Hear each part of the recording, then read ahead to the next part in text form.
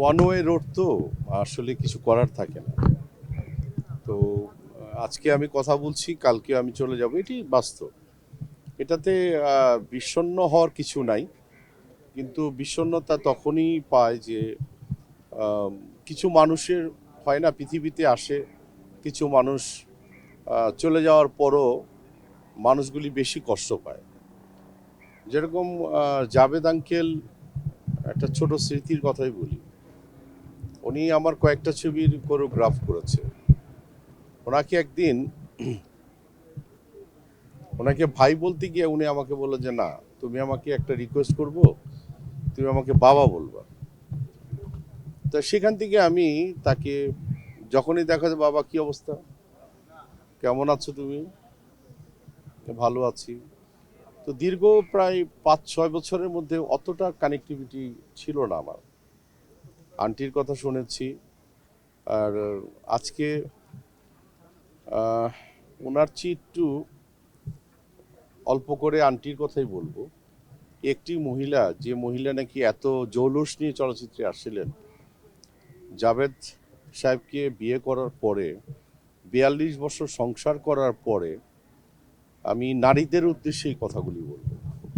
বিশেষ করে নারীরা, আপনারা একটু শুনে রাখেন, এরকম একটা জৌলুসপূর্ণ একজন মহিলা আমরা দেখেছি, তার জৌলসতা। 42 বছর সংসার করার পর 18 বছর যাবৎ সে অসুস্থ, কিন্তু তাকে বাচ্চা একটা শিশুর মতো করে সেবা করেছে, বড় করেছে। আন্টি বলতেছিল যে যেন কষ্ট না হয় আমার, এই জন্যই তার প্রতিনিয়ত সৃষ্টিকর্তার কাছে প্রার্থনা করতো আমাকে নিয়ে যাও। আসলে যেতে হবে, এটি তো বাস্তব। দু একজন মানুষ হয়তো বা বেঁচে আছে আমাদের যারা লিজেন্ড। আমি তো এসে যাদেরকে পেয়েছি তার মধ্যে থেকে প্রায় 95% চলে গেছে। এখন আমাদের যাবার পালা। এটা আপনারা যারা যারা এখানে সাংবাদিকতা করছেন, আপনারাও একদিন যাবেন, এটি বাস্তব। কিন্তু জাভেদ আঙ্কেলের যে তার কিছু কর্মের কথা বলি, এই ভদ্রলোকে ওনাকে একটা আলাদা একটা গড গিফটেড বিষয় দিয়েছিলেন। ওনার উনি যখন কোরিওগ্রাফার ছিলেন, উনি যখন টেকনিশিয়ান ছিলেন, আপনারা জানেন নিশানের মতো ছবি করেছে, মালিকা বানুর মতো ছবি করেছে। সে কিন্তু অসাধারণ একজন অভিনেতা ছিলেন।